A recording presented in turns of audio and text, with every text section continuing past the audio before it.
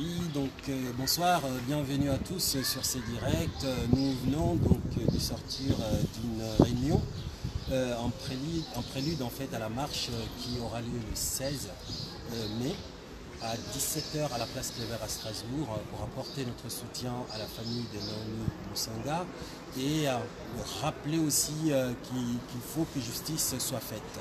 Donc là, je suis en compagnie de Bobo Ikele, que j'ai représenté, que vous connaissez, et de Yemofika Kalva de l'UPDC qui est là. Nous allons évoquer très rapidement un certain nombre de questions liées à cette affaire. Monsieur Kalva, bonjour et merci de nous avoir accordé ce direct.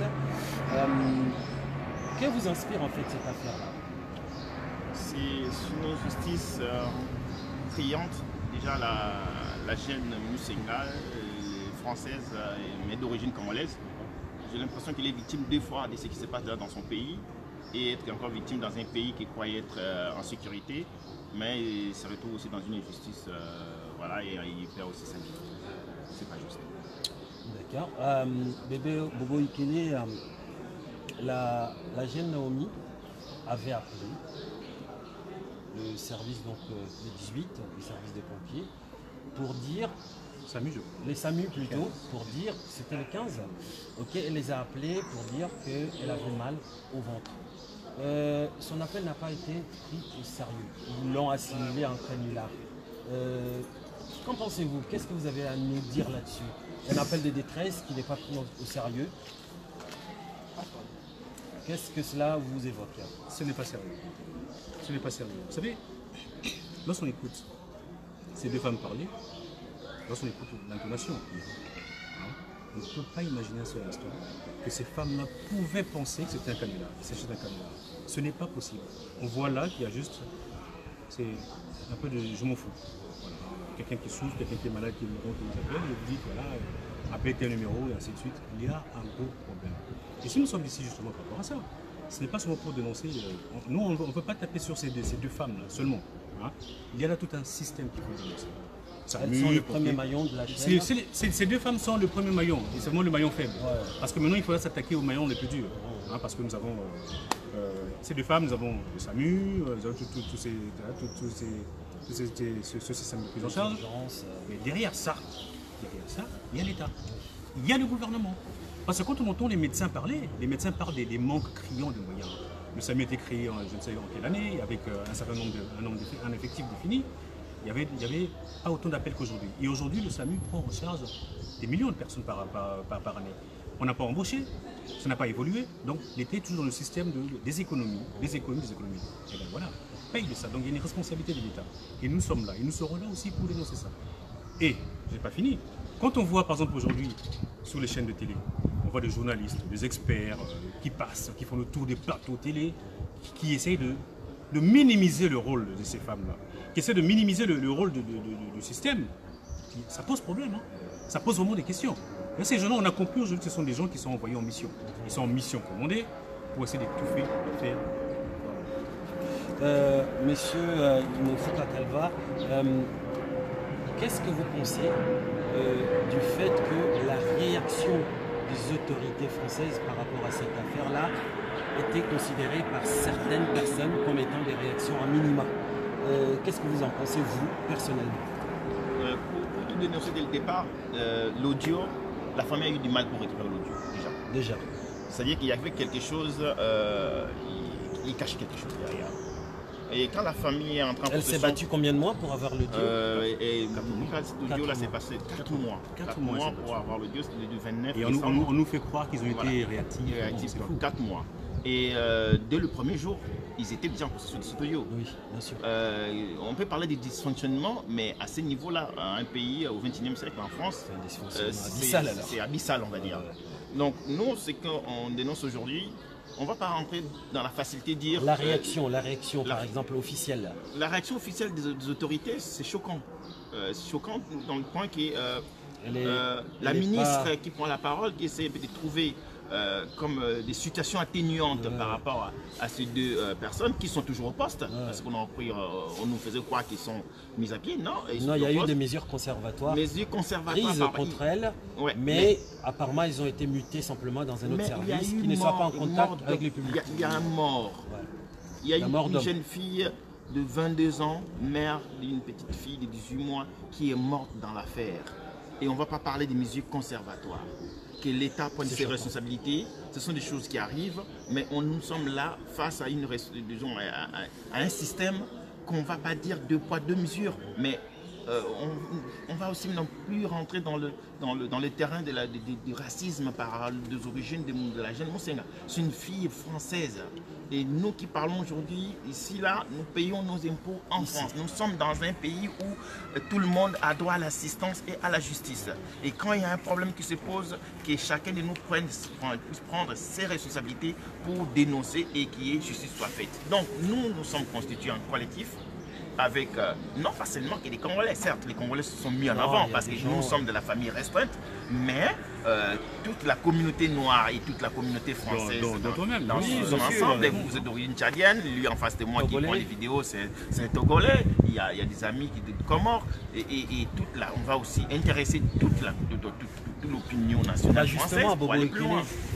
La mobilisation, vous la pensez optimale ou vous pensez que dans les jours à venir, elle va s'étoffer encore un peu plus jusqu'à la manifestation? Elle va s'étoffer parce que là, on n'a pas voulu faire venir tout le monde. Ce sont les responsables d'associations que vous avez vu là, hein. Des gens qui sont très actifs dans les associations, parce que vous savez très bien qu'on ne peut pas travailler dans la foule. Voilà. Donc là maintenant, chacun va sortir, aller, voilà, il y avait un pasteur qui était là. Ce pasteur a pour mission d'aller relayer le message. Les jeunes qui sont sortis doivent relayer. Puis il y a les réseaux sociaux qui font tout. Il y a les églises, toutes ces les mosquées. Donc ça va, il y aura du monde. C'est vrai que le rôle des réseaux sociaux dans cette affaire est primordial. L'information est relayée, elle est devenue virale au fait. Hein. Oui, de toute façon. Nous avons eu des coups de fil de partout, de nos compatriotes et des autres personnes aussi qui sont indignées face à cette situation, des parents qui un jour ne seront pas, parce que le cas Naomi Moussenga, c'est juste une partie de l'iceberg qui cache la partie immergée. Absolument. Combien de Moussenga qui ont été victimes de ces systèmes avec des moqueries, personne n'en parle. Combien des enregistrements de ces gens que Samy est en possession? Donc tout ça, il faut aller plus loin, chercher les responsabilités et que ces dysfonctionnements pour qu'on ait plus demain encore une certaine Moussenga qui va laisser sa vie parce qu'il y a deux personnes, soi-disant, ils étaient fatigués, soi-disant. On va pas les retrouver des situations atténuantes par rapport à ça. Absolument, on ne trouve pas des situations atténuantes, des circonstances atténuantes en fait, à ces dames-là, mais toujours est-il qu'il ne faut pas s'éparpiller.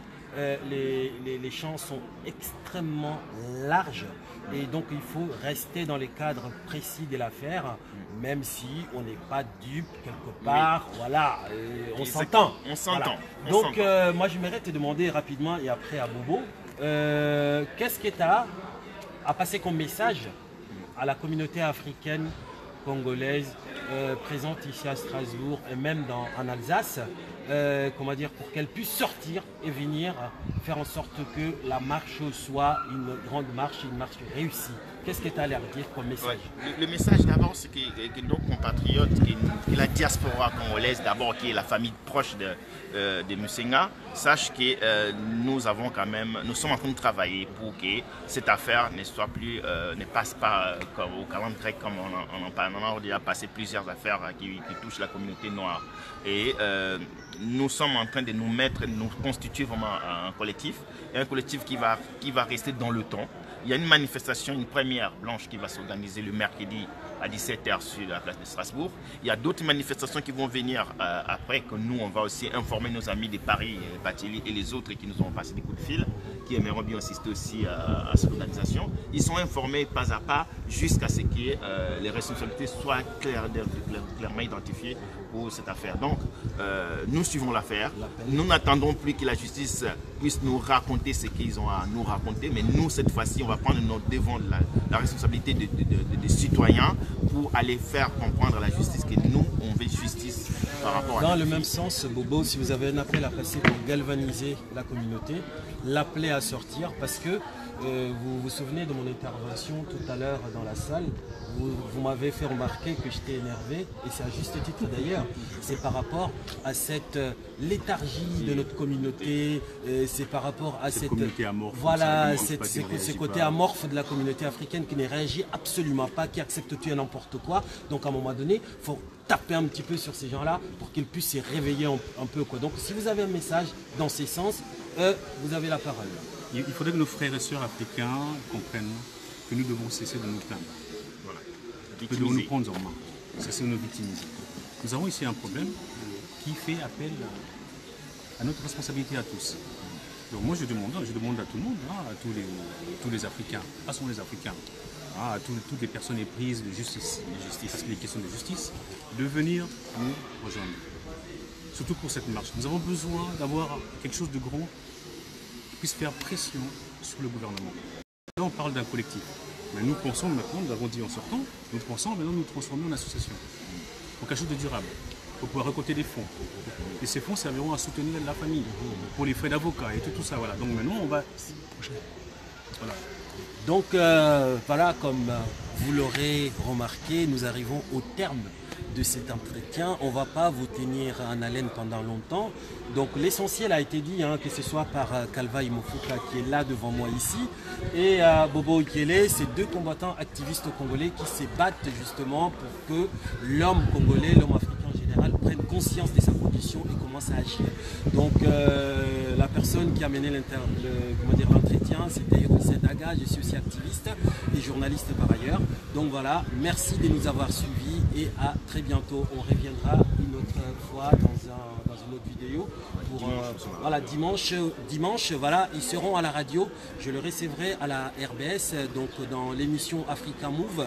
À partir de 18h15, on aura une bonne trentaine de minutes autour de cette question-là. On évoquera avec, je l'espère bien, la famille. Hein. Oui, voilà, donc voilà, merci bien, merci à vous et à très bientôt. Merci beaucoup. Merci beaucoup. Merci.